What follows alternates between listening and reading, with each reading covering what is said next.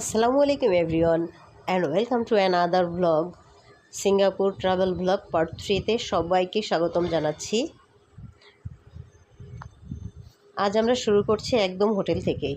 আমরা ছিলাম লিটল ইন্ডিয়াতে বস হোটেল, মানে হোটেল বসে, এবং সেখানের লবি থেকেই আজকে শুরু করছি। অনেক কয়েকদিন থাকলাম, অথচ এর একটা ভিডিও আমার কাছে নেই।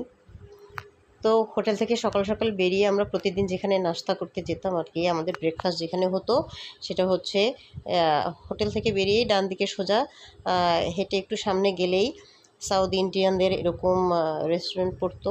তো সেখানে আমরা সকাল সকালে এরকম মানে ব্রেকফাস্ট করে নিতাম। তো আজ আমরা কয়েকটা জায়গা এক্সপ্লোর করব। তো প্রথমেই শুরু করেছি লিটল ইন্ডিয়া দিয়ে। লিটল ইন্ডিয়াতে কিছু কিছু জায়গা আমরা ভিজিট করলাম, অর্থাৎ কিছু টেম্পল দেখলাম, আর হচ্ছে একটু শপিংও করলাম। জুয়েলারি শপগুলোতে এখানে হচ্ছে এরা ভিডিও করতে দেয়নি, তো সেখানতে ভিডিও শ্যুট করা সম্ভব হয়নি। এই এলাকাগুলোতে যদিও জুয়েলারি না, এটা অন্য জায়গা। এখানে আমরা খাওয়ার জন্য হোটেল খুঁজছিলাম এবং এখানে টেম্পল দেখছিলাম। এখানকার রাস্তাঘাট খুবই সুশৃঙ্খল। ভিডিও একদমই ভালো হয়নি, এজন্য সবার কাছে আগেই সরি চেয়ে নিচ্ছি। এখানে একটা টেম্পল দেখা যাচ্ছে, কিন্তু সেটা আসলে খুব ভালোভাবে আমি তুলতে পারিনি। আরও টেম্পল রয়েছে এরকম, যার ছবি আছে শুধু। আর দুপুরে খাওয়ার জন্য আমরা এই ধরনের হোটেলে গিয়েছিলাম একটু অন্যরকম খেতে, ভাত খেতে। তো এখানে দেখো নারিকেলের চাটনি, টমেটোর চাটনি, ডাল, আরও ইত্যাদি ইত্যাদি রয়েছে। আর এই যে ফটোটা দেখতে পাচ্ছেন আপনারা, এটা কিন্তু আমরা আগের দিন গার্ডেন ওয়েতে গিয়েছিলাম। সেইখান থেকে ফেরার সময় মারিনা বে স্যান্ডস যে শপিং মল রয়েছে, শপিং মলের ভিতরের কিছু অংশ দেখাচ্ছি, যেটা ওই দিন আমি দেখাতে পারিনি। তো আজকে মানে ওই ভিডিওটা অনেক বড় হয়ে গিয়েছিল, তো আজকে এই ভিডিওর সাথে একটু অ্যাড করে দিয়েছি ওটা, ওই দিনেরটা। তো আমাদের এখানে সন্ধ্যা হয়ে গিয়েছিল। এর আগে অবশ্য আমরা অ্যাপেলের শোরুমটাও ভিজিট করেছিলাম। শপিং মলটা আসলেই বেশ সুন্দর, এবং শপিং মলের কাছ ঘেঁষে গেছে এই হ্যালিক্স ব্রিজের কিছু অংশ দেখা যাচ্ছে। আমরা এটাতেও কিছুক্ষণ ছিলাম। রাতে খুব ভালো লাগে এখানে, সুন্দর লাইটিং করা থাকে সব জায়গায়, ভালো লাগে দেখতে। শো বলবো না, মানে এরকম লাইটিং করা থাকে, বেশ ভালো লাগে। আর উপরে হিউম্যান বডির ডিএনএ ডিজাইনে করা ছিল হ্যালিক্স ব্রিজের উপরের পোর্শনটা, অর্থাৎ মাথার উপরের পোর্শনটা। এরপরে দেখুন আমরা এর আগেই আর কি বিকেল থাকতে এর আগে গিয়েছিলাম হচ্ছে অ্যাপেলের শোরুমের সামনে থেকেই এই ভিডিও করা, এবং ভিতরেও গিয়েছিলাম, অনেক কিছুর একটু প্রাইসও দেখে আসলাম। আর একদম অ্যাপেল শেপের দেখেন এটা, আর কাঠের একটা ব্রিজের মতো করে তৈরি করা পানির মধ্যে অ্যাপেলের শোরুম। এরপর সব কিছুর পরে আর কি রাতে আমরা এখানে ক্রুইজে উঠেছিলাম। ক্রুইজে উঠে সাইডগুলো দেখতে খুব ভালো লাগছিলো, সাইড সিন খুবই সুন্দর আসছিল। মানে রাতের বেলায় লাইটিংগুলো এত ভালো লাগছিল, বিভিন্ন কালার শো করছিল। তো এটাকে আর কি তারা ক্রুইজ বলে। এটার জন্য কিন্তু অনেকক্ষণ ওয়েট করতে হয়, অর্থাৎ টিকিট কাটতে অনেকটা ওয়েট করতে হয়। তাদের একটা নির্দিষ্ট টাইম রয়েছে, ফিল আপ হয়ে গেলে এরপর আর নেয় না।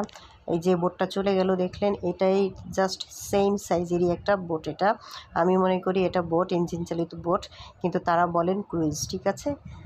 এই তো সাইডগুলো দেখুন, ভীষণ সুন্দর লাগছে দেখতে। তো এরপর আমরা এখান থেকে সরাসরি একদম চলে গেলাম হচ্ছে ডিনার করতে, সেই মোস্তফা সেন্টারের অপোজিটে যে বাঙালি রেস্টুরেন্ট আছে সেখানে। এরপর আসি আমাদের অন্য দিনের কথায়, যেমন যেদিন থেকে আর কি যখন থেকে শুরু করলাম, যেখান থেকে শুরু করলাম আমি সেটাতে ফিরে আসছি। আমরা হচ্ছে চায়না টাউনে গেলাম।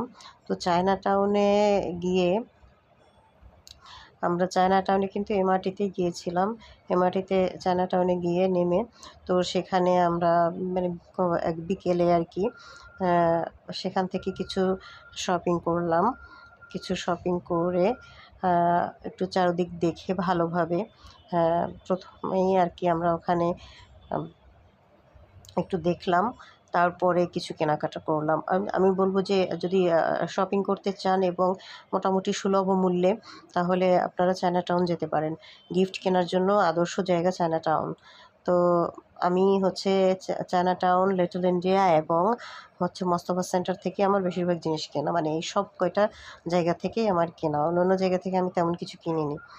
তো এখানে কিছু চকলেটস, কিছু হচ্ছে সুভেনির, কিছু চাবির রিং, কিছু অন্যান্য প্রোডাক্ট ব্যাগস এসব কিনলাম। আর একটা শপ থেকে মেয়ের জন্য এই ট্রলিটা কিনলাম।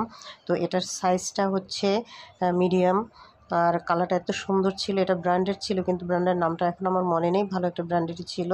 তো তখন অফার চলছিল ওদের, তো সেই সুবাদে মানে কিনতে পেরেছিলাম মোটামুটি একটু কম টাকা। 8,500 টাকা নিয়েছিল বাংলা টাকার আর কি।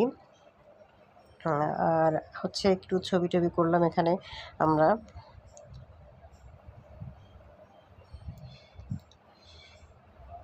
কিছু ছবি করে এখান থেকে আমরা যখন লাকি চায়না টাউন থেকে একটু সামনের দিকে এগোচ্ছিলাম, তো তখনকার কথা বলি, খুব সুন্দর গান করছিল তারা।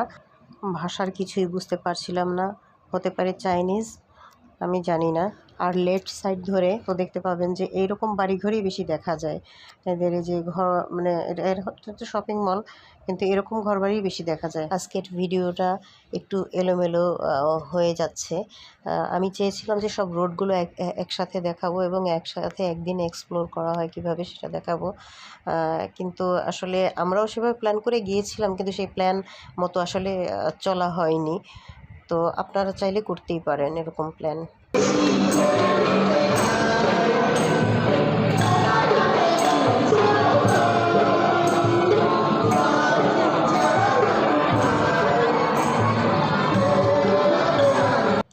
ভালোই লাগছিল, কিন্তু কিছুই বুঝতে পারলাম না। বেশ একটা উৎসব উৎসব ভাব। চায়না টাউনে অনেকক্ষণ ছিলাম, হাঁটাহাঁটি করে অনেক কিছুই দেখলাম। বেশ কিছু অফার দিচ্ছিল এরা, একটার সঙ্গে আরেকটা নিলে কি হয়, 2টা নিলে কি ফ্রি, কতটুকু ডিসকাউন্ট, 5টা নিলে কতটা, 6টা নিলে কতটা, 10টা নিলে কতটা।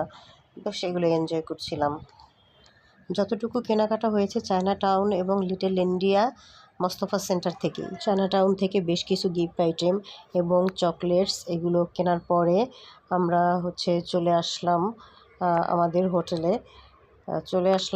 হোটেলে ওগুলো রেখে আবার আমরা রাতের খাবার খেতে গেলাম, মানে ডিনার করতে গেলাম আবার হচ্ছে সেই মোস্তফা সেন্টারের অপোজিটে বাঙালি একটা হোটেলে ভাত 5th ডেতে বার্ড প্যারাডাইস থেকে আসার পথে।